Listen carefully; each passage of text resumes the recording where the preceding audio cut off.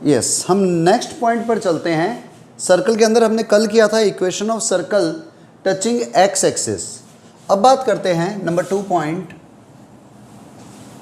Equation of circle touching Y axis. जब circle Y axis को touch करता है, अब हम उस सर्कल की बात कर रहे हैं। तो अगर आप ध्यान दो, equation of circle touching Y axis, तो क्या कंडीशन आएगी? तो हमारे पास में कंडीशन आ जाएगी लाइक दैट। ये एक सर्कल है, ये रहा X, X dash and Y dash, इधर वाई। सर्कल ने यहां से टच कर दिया। हम जो सर्कल की इक्वेशन लेते हैं वो हमेशा लेते हैं X square plus Y square plus 2gx plus 2fy plus c equal to 0। अब अगर सर्कल यहां पर टच करता है तो आपको यह पता है, अगर इस सेंटर के कोऑर्डिनेट में लिखता हूं -g एंड -f, जो मेरा परमानेंट है, तो श्योर हो गया ये वाला डिस्टेंस, ये इसका x कोऑर्डिनेट होता है, तो इसका मतलब जो रेडियस होगी it will be equal to g, क्योंकि x कोऑर्डिनेट ही तो ये होता है और यही रेडियस है। तो x कोऑर्डिनेट g है तो radius is equal to g। तो इस हिसाब से तो हमारे पास में ये डिस्टेंस हो गया g। अब कईयों के मन में ये डाउट आ सकता है कि सर इधर g की जगह पर -g ले लें, तो आप ले सकते हो, कोई फर्क नहीं पड़ेगा। क्यों? क्योंकि ये तो just as a distance represent कर रहा है, डिस्टेंस को रिप्रेजेंट कर रहा है। वो आप g लो या -g लो, वैल्यू उस हिसाब से एडजस्ट हो जाएगी। तो अगर आपके पास में सेंटर ये रहा और रेडियस ये रही, अब अगर आप इक्वेशन ऑफ सर्कल निकालते हो या आप भी फंडा लेते हो, तो हमारे पास में अगर ध्यान हो, इक्वेशन ऑफ सर्कल में ये तो रेडियस होती है, तो एक इसके इक्वल आ रहा है, g के इक्वल आ रहा है, या बोल दो तो रेडियस किसके इक्वल आ रही है? g के इक्वल आ रही है। और वैसे अगर इस इक्वेशन से रेडियस की बात करते हैं तो इसकी रेडियस होती है g square plus F square minus c का अंडर रूट, और it is equal to g। तो g equal to g square plus F square minus c। आप अंडर रूट को हटाने के लिए दोनों साइड्स में स्क्वायरिंग कर दो, तो वैल्यू क्या बनी? g square is equal to g square plus F square minus c। g square से g square cancel, c is equal to F square. आपको याद होगा हमने जब पिछले x एक्सिस को इंटरसेक्ट करता है या टच करता है, जब उसकी बात करी थी तो c is equal to G square आया था। अब जब ये y एक्सिस को टच कर रहा है तो c is equal to F square आ रहा है। तो आपके पास इक्वेशन ऑफ सर्कल जो बनेगी वो बन जाएगी X square plus Y square plus 2gx plus 2fy plus F square equal to 0। ये हमारे पास इक्वेशन ऑफ सर्कल बनेगी। ठीक है, बड़ा सिंपल सा रूल है, नोट कर लो।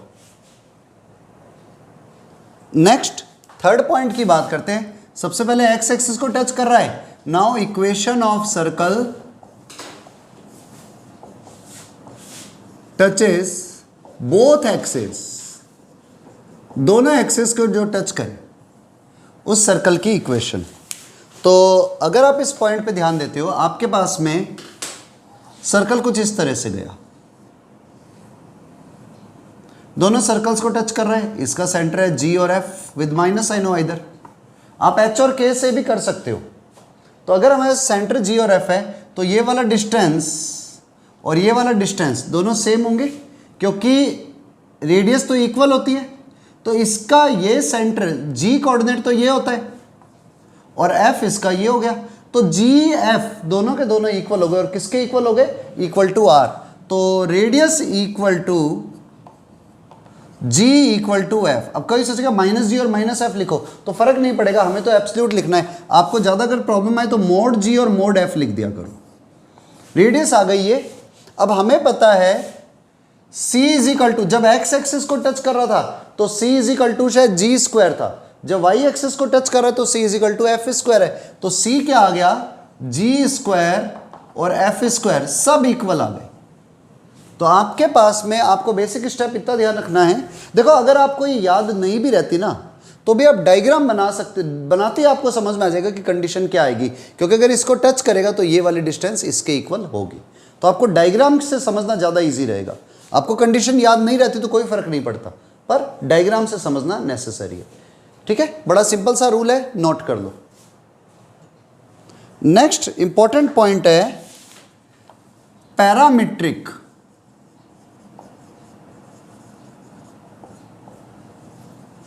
Form of a circle. किसी सर्कल की पैरामीट्रिक फॉर्म। देखो सर्कल की पैरामीट्रिक फॉर्म का मतलब क्या है, पहले तो पैरामीटर क्या होता है ये समझना जरूरी है। पैरामीटर का सीधा सा मीनिंग ये होता है कि अगर आपके पास में मान लो कोई भी इक्वेशन है,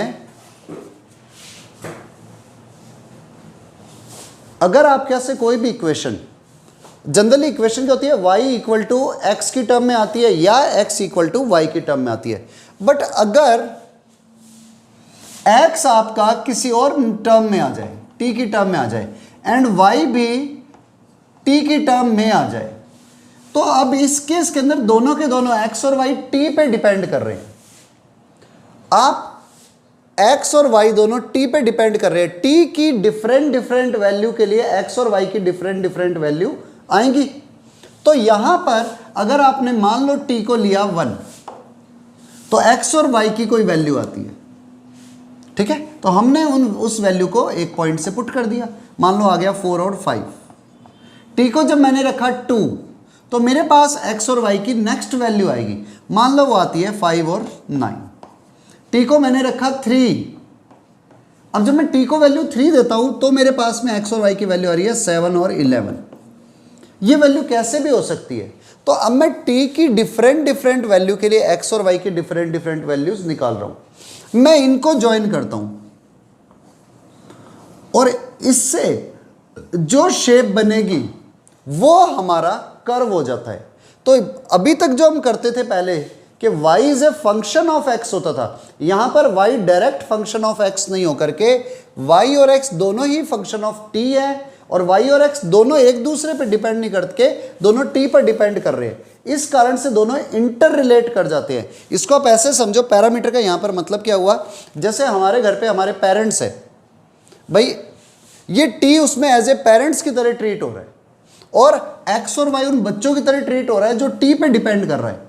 अगर t की वैल्यू बदलेगी तो x की वैल्यू भी बदलेगी और y की वैल्यू भी बदलेगी।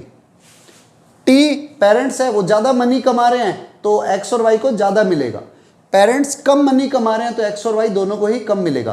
तो मींस अभी t जो है वो x और y t पे डिपेंड कर रहे हैं, हमेशा x और y एक दूसरे पे डिपेंड कर रहे हैं।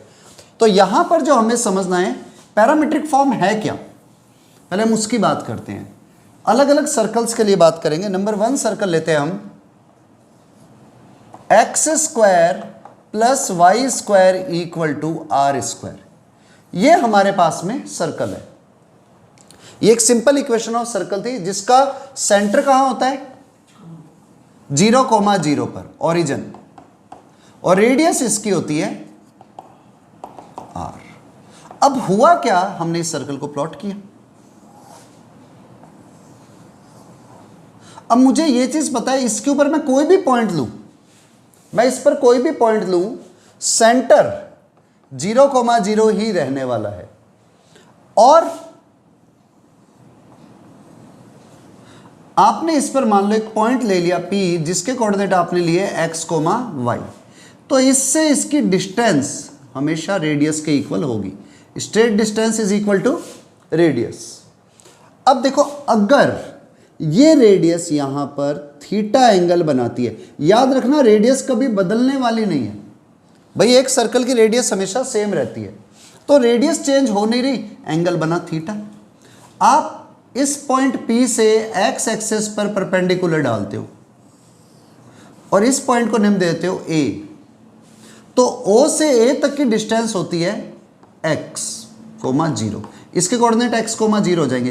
तो ये डिस्टेंस, अगर आप राइट एंगल ट्रायंगल की प्रॉपर्टी से चलते हो, इन ट्रायंगल, और ये वाला डिस्टेंस क्या होगा, इट विल बी y। आपके से ये डिस्टेंस x हो जाएगा और ये डिस्टेंस y हो जाएगा, आप ऐसे भी मत लिखो।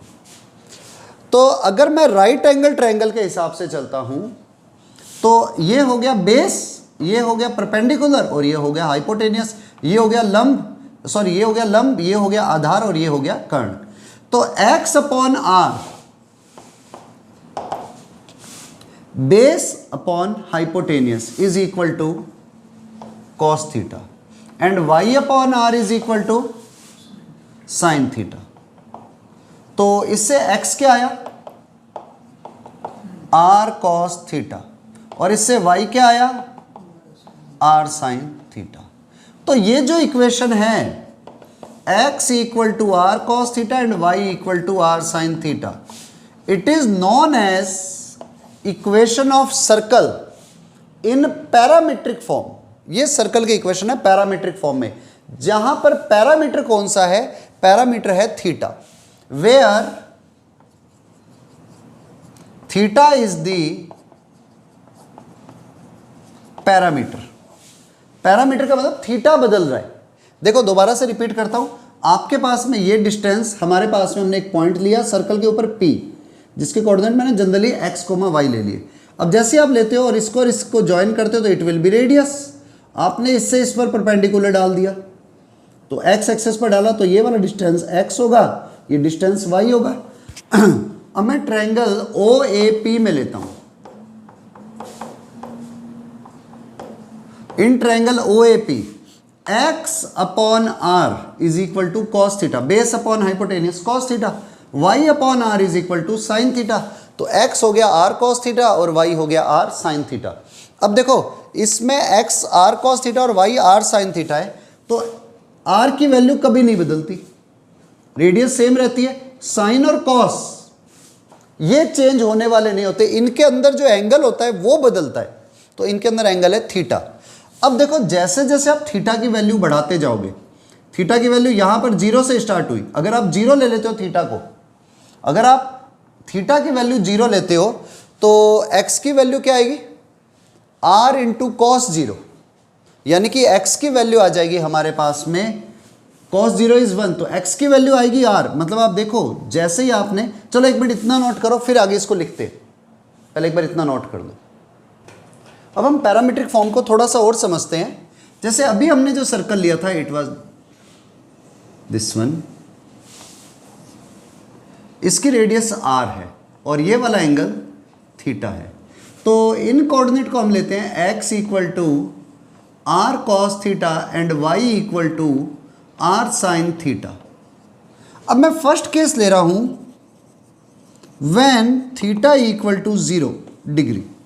जब थीटा की वैल्यू 0 डिग्री है, मतलब ये वाला एंगल जो है ये बन ही नहीं रहा, ये यहां पर ही है, क्योंकि इनिशियल लाइन से एंगल ही तो देखते हैं।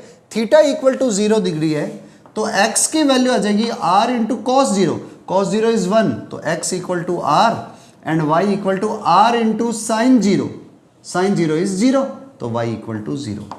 तो अगर आप थीटा को 0 डिग्री लेते हो, मतलब यहां पर हो, तो आपके पास में x कोऑर्डिनेट होता है r और y कोऑर्डिनेट होता है 0। ऐसे आप थीटा की वैल्यू बदलते हो, आप थीटा को ले लेते हो अब 45 डिग्री, तो आपके पास में x की वैल्यू आती है r cos 45 degree, cos 45 is 1/√2, तो r अपॉन √2, और y is equal to r sin 45 degree, sin 45 degree again 1/√2, तो r अपॉन √2।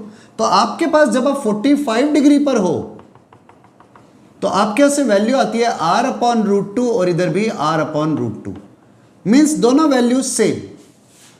तो अगर आप ये वैल्यू x की और y की वैल्यू पुट कर करके चलते हो, अब आपने मान लो नेक्स्ट एंगल लिया थीटा इक्वल टू 90 डिग्री, तो x की वैल्यू आएगी r into cos 90, cos 90 is 0, तो x की वैल्यू 0 हो जाएगी, और y की वैल्यू आएगी r into sine 90, sine 90 is 1, तो y इक्वल टू r।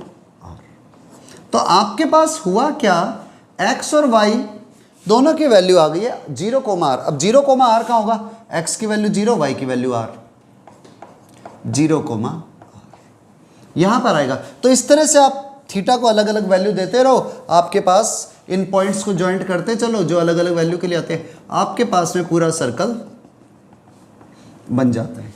तो बेसिकली पैरामीट्रिक इक्वेशन में थीटा जो है वो पैरामीटर है, पर ये वाली इक्वेशन किसकी थी? x is equal to R cos theta and y is equal to R sine theta. It is equation of circle when centre is origin, जब सेंटर हमारे पास में ओरिजिन है तब। नेक्स्ट नंबर 2 पॉइंट है अभी भी पैरामीटर की फॉर्म, लेकिन अब सर्कल की इक्वेशन है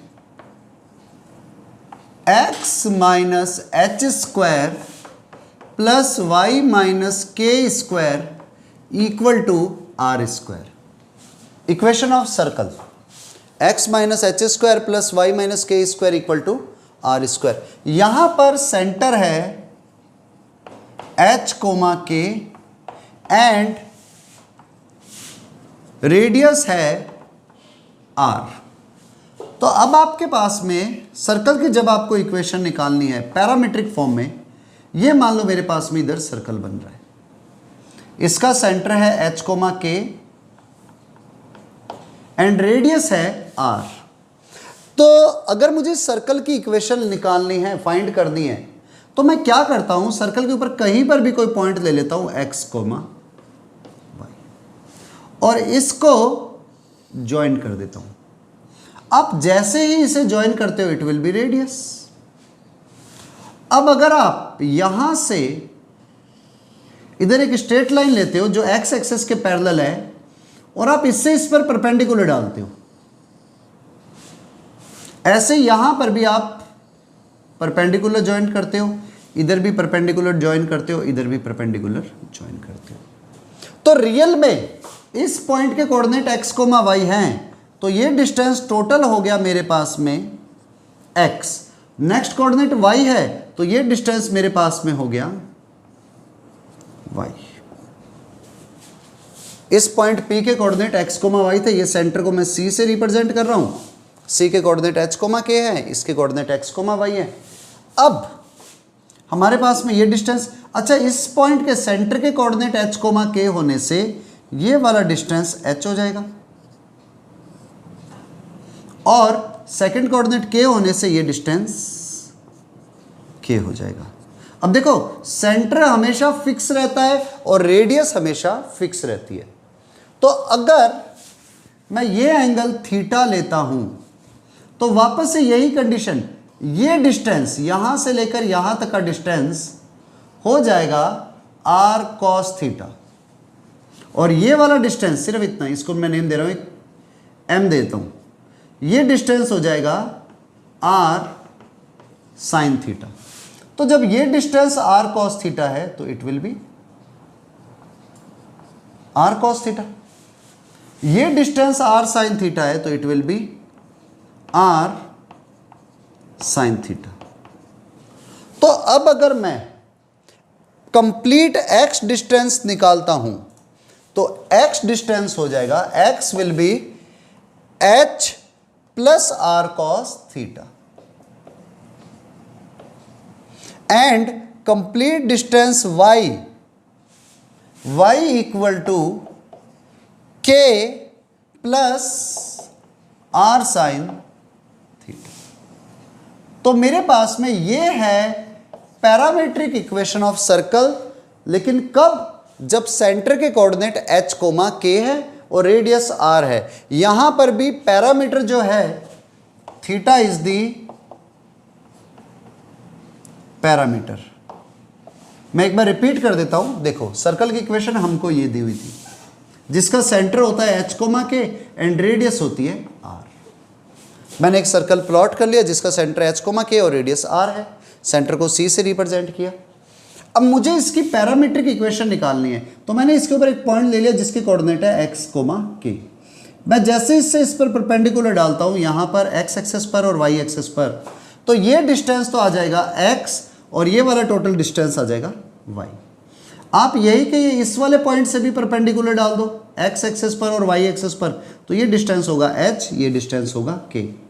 अब यहां पर रेडियस हमें दी हुई है, तो रेडियस का x एक्सिस की डायरेक्शन में कंपोनेंट, या बोल दो इस तरफ ये डिस्टेंस, ये होगा r cos थीटा जैसे हमने पीछे किया था, और ये वाला डिस्टेंस हो जाएगा r sin theta.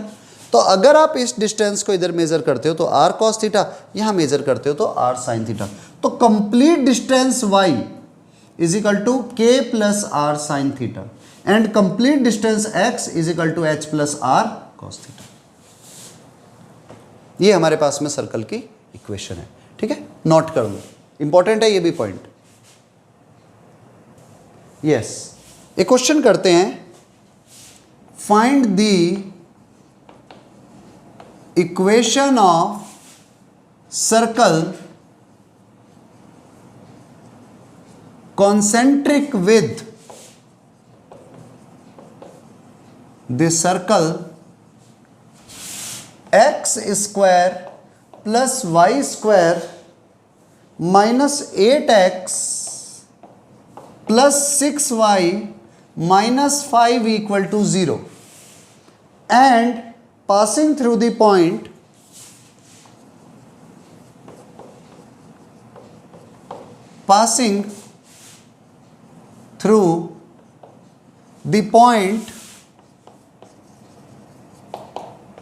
-2 and -7।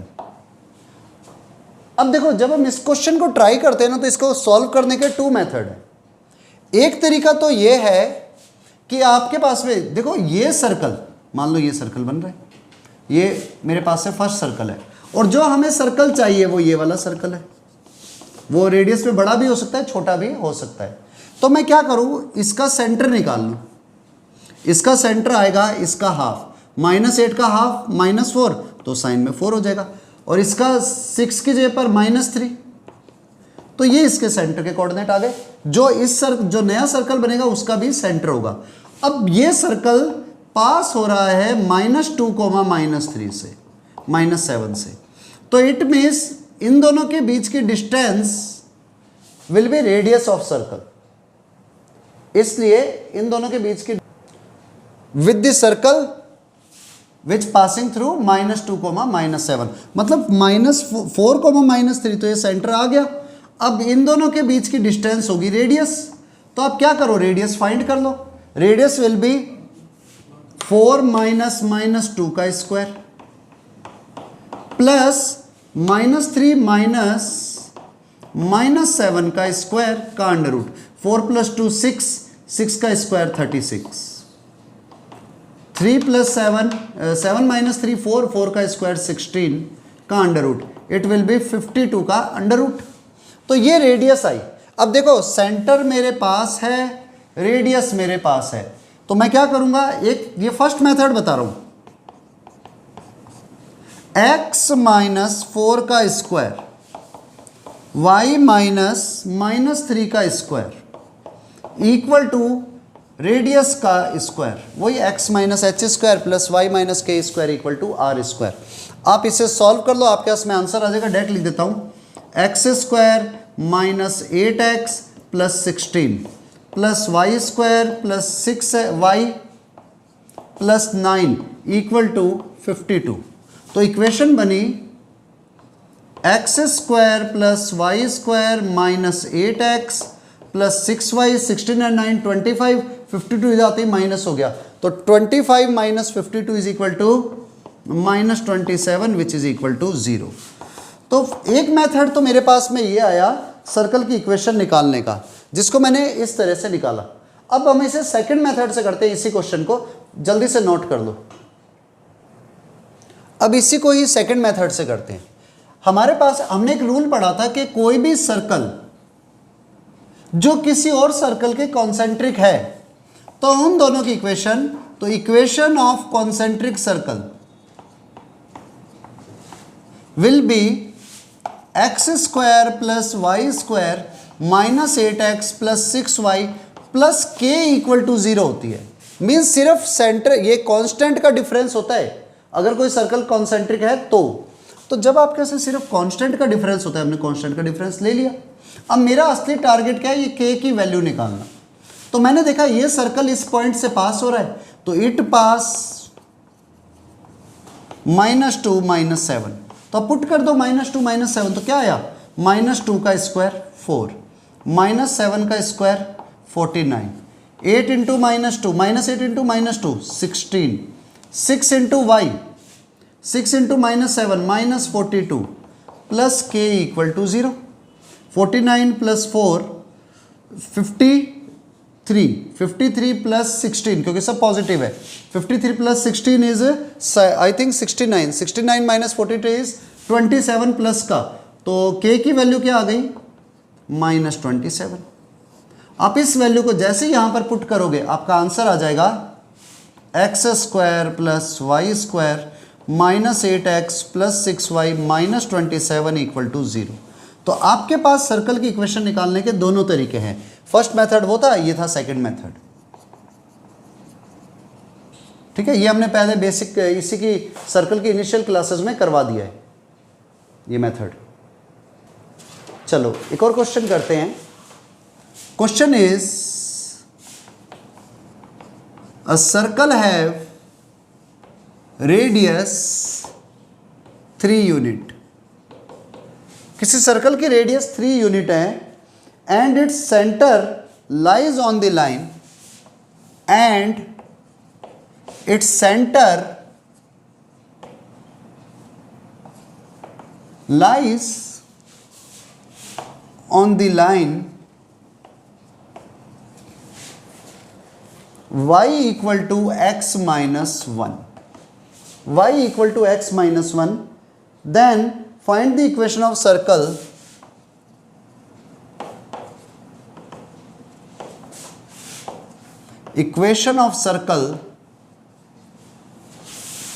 passing through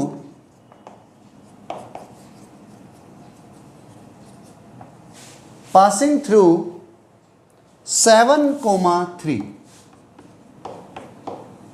आपको उस इक्वेशन की सर्कल की इक्वेशन निकालनी है जिसकी रेडियस 3 यूनिट है और जिसका centre y equal to x minus 1 line पर लाई करता है और जो सर्कल 7,3 से पास होता है। आप लोग पहले खुद ट्राई करो, वीडियो पॉज करके, और फिर उसके बाद में मैं करूंगा। चलो अब हम करते हैं इस क्वेश्चन को। क्वेश्चन इज ऑलरेडी गिवन है, a circle has radius 3 unit and its centre lies on the line. देखो मान लो आपके पास में लाइन ऐसे जा रही है, सेंटर से पास होगी, लाइन की इक्वेशन है y is equal to x minus 1, और ये जो सर्कल है ये पास हो रहा है कहीं पर 7,3 से। तो श्योर है इसके सेंटर और इसके बीच का डिस्टेंस रेडियस के इक्वल होगा, और रेडियस कितनी गिवन है? It is equal to 3। तो अगर आपके पास में सेंटर के कोऑर्डिनेट h, k लेते हैं तो h और k इस इक्वेशन को सेटिस्फाई करेंगे, क्योंकि सेंटर इस लाइन के ऊपर लाई कर रहा है। तो मींस यहां पर आप h और k को पुट कर दो, तो k इक्वल टू आएगा h माइनस 1। तो इस हिसाब से आपके पास जो सेंटर आ गए वो h, k नहीं होकर के ये हो गए h माइनस 1। सेंटर के न्यू कोऑर्डिनेट आ गए।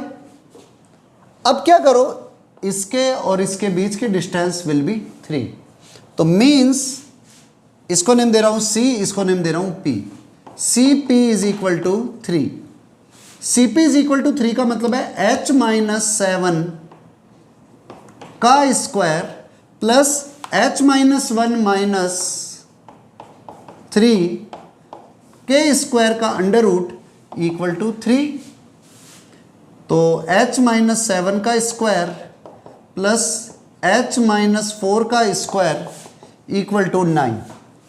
h माइनस 7 का square is h square minus 14h plus 49। h minus 4 का square is h square minus 8h plus 16 equal to 9।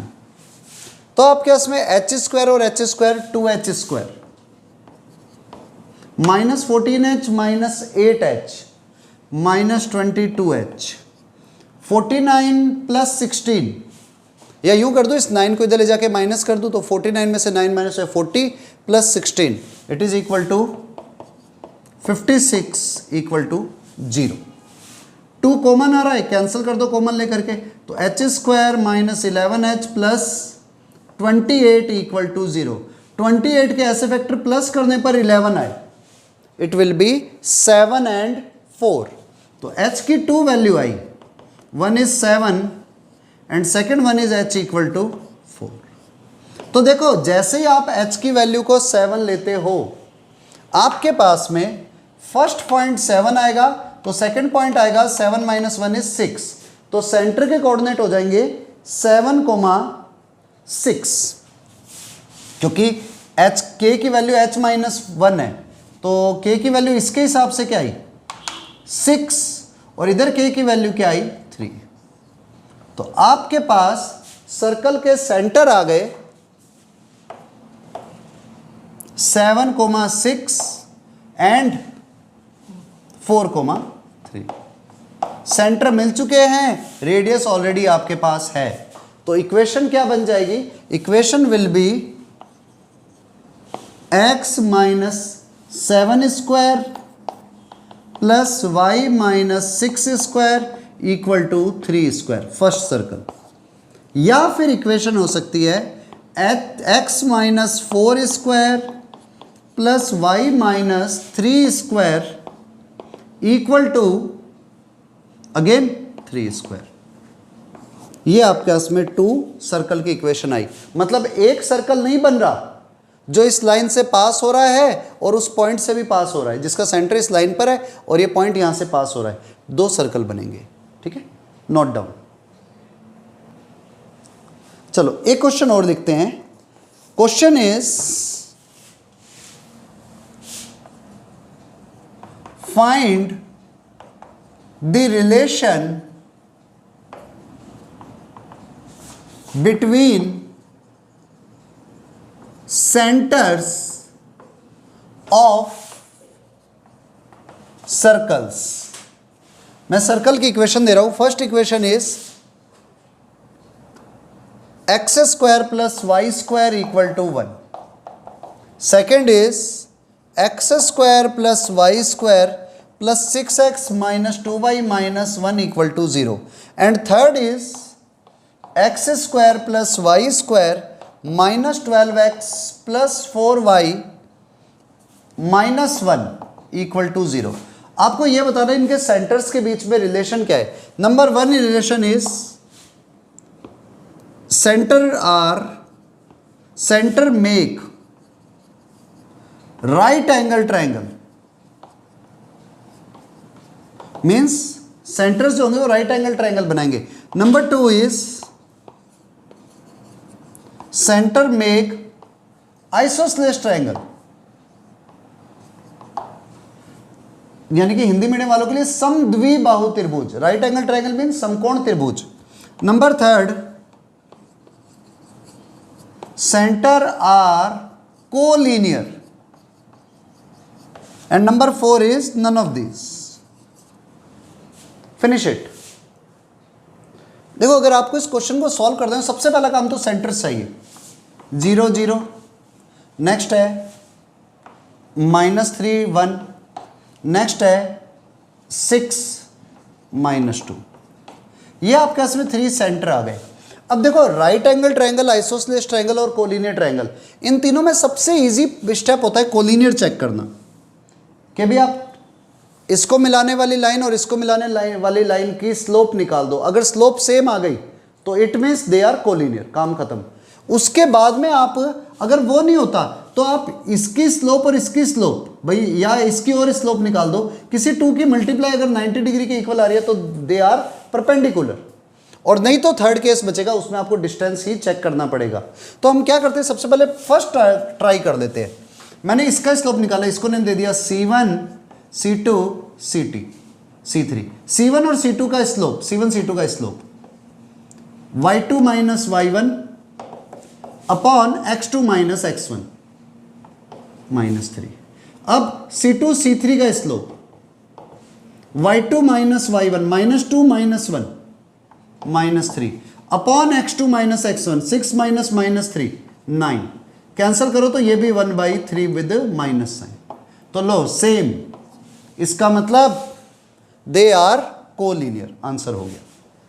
ठीक है, अगर मल्टीपल चॉइस होते तो मैं औरों को भी चेक करता, पर ये सिंगल करेक्ट है। मल्टीपल चॉइस मल्टीपल करेक्ट नहीं होकर के सिंगल करेक्ट है, तो मेरा एक में ही आंसर आ गया। चलो कुछ और क्वेश्चंस लेते हैं। नेक्स्ट क्वेश्चन है x इक्वल टू -4 + 5 cos थीटा, find equation of circle and whose parameter is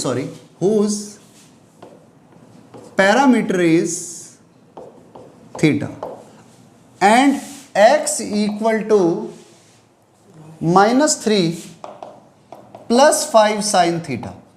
अब देखो सीधा सा रूल है, दो तरीके हमारे पास में, सॉरी दोनों x लिख दिए, and y equal to -3 + 5 sin theta. तो हमारे पास में एक तो सीधा मेथड है जो हमने पहले किया था, x equal to r plus एक x equal to h plus R cos theta and y equal to k plus R sine theta. एक तो उससे कर सकता हूं, और अगर मुझे वो नहीं याद आ रहा तो मेरा टारगेट होता है हमेशा थीटा को रिमूव कर दो। तो मैं क्या करता हूं, इसको इधर ले जाऊं, x + 4 equal to 5 cos theta and y + 3 equal to 5 sin theta. अगर मैं स्क्वायरिंग और एडिंग करूं तो sin square theta plus cos square theta 1 होता है।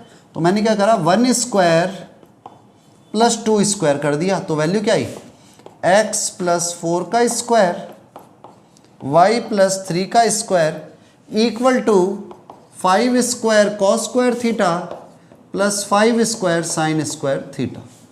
तो वैल्यू बनी x + 4 square y + 3 square, 5 square common अंदर आ गया, cos square theta plus sin square theta.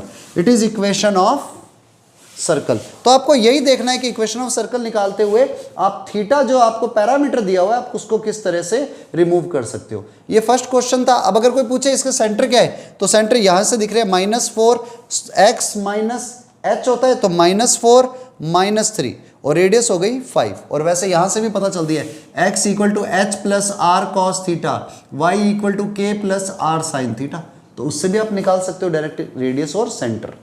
ठीक है, नोट कर लो। नेक्स्ट इसी का नंबर 2, उसमें भी पैरामीटर थीटा ही है, x equal to a cos theta plus b sign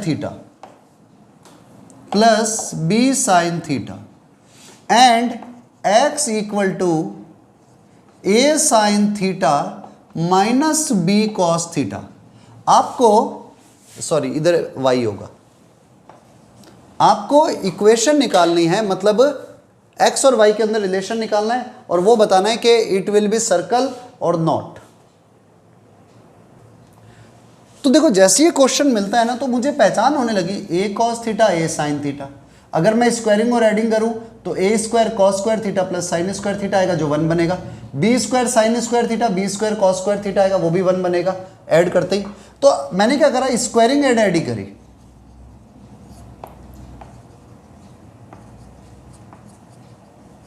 तो रिलेशन आया x square plus Y square is equal to a square cos square theta plus a square sin square theta. तो cos square plus sin square 1 बन जाएगा, लिख दूं या अपने आप ही कर देना, b square sin square theta plus b square cos square theta ये भी बन जाएगा। उसके अलावा आएगा इधर 2ab sin theta cos theta और यहां भी आएगा 2ab sin theta cos theta, लेकिन इसका आएगा प्लस का और इसका आएगा माइनस का, तो वो दोनों वैल्यू कैंसल हो जाएगी। तो आपके पास में डायरेक्ट आंसर बनेगा X square plus Y square is equal to A square plus B square. Right down. Next one more questions. देखो जितने ज़्यादा क्वेश्चंस करोगे उतनी अच्छी प्रैक्टिस होगी और ये अपने मैथ्स का रूल ही है। क्वेश्चन है find the equation of circle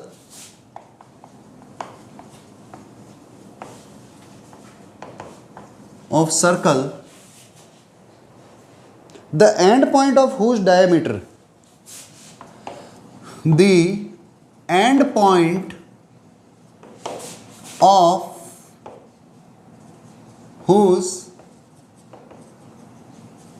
diameter are the center of the circle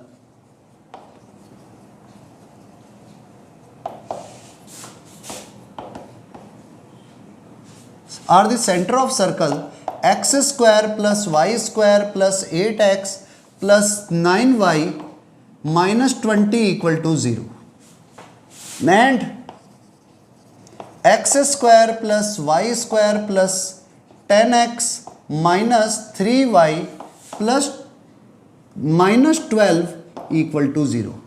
ये हमारे पास में क्वेश्चन है, बहुत सिंपल क्वेश्चन है, आपको सीधा दे दिया है। Find the equation of circle the end point of whose diameter are the centre of this circle. इन दोनों सर्कल के सेंटर उसके डायमीटर के एंड पॉइंट है। Finish it. तो इसको अब सॉल्व करते हैं।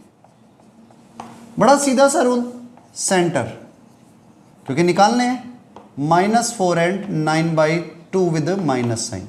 ये फर्स्ट का सेंटर है। सेकंड का सेंटर ये होगा -5 एंड 3/2।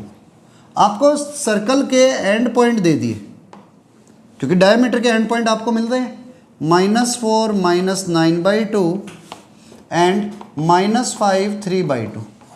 तो आपको पता है इक्वेशन ऑफ सर्कल क्या होती है डायमीट्रिक फॉर्म में, x minus x1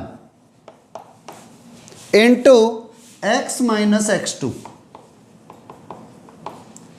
plus y minus y1 into y minus y2। बहुत सिंपल क्वेश्चन लिया है अभी, इक्वल टू 0। बस क्लिक करने की देरी है, इतना सा काम है। अगर आपके क्लिक कर गया तो आपका आंसर निकल जाएगा। ठीक है।